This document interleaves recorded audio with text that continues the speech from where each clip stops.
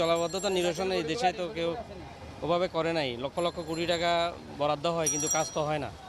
টানা বৃষ্টিতে চট্টগ্রাম নগরীর বিভিন্ন এলাকায় দেখা দিয়েছে জলাবদ্ধতা।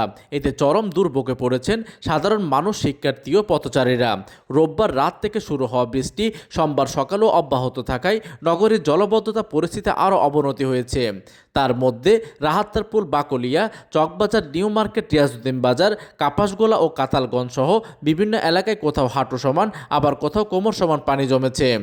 পানি হইলে সম্পূর্ণ পানি এদিকে নামে এমনি ষোলকবর এলাকা, বাসা বাড়িতে খুব তলা যায়, রান্না বাড়া কিছু করা যায় না। আমরা বউ ফুলালে খুব কষ্ট আছি।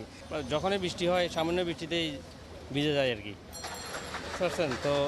মানে এইভাবে পানি ওঠে। বাঁচার উপায় বলতে জলাবদ্ধতা নিরসনে এই দেশে তো কেউ ওভাবে করে নাই। লক্ষ লক্ষ কোটি টাকা বরাদ্দ হয় কিন্তু কাজ তো হয় না।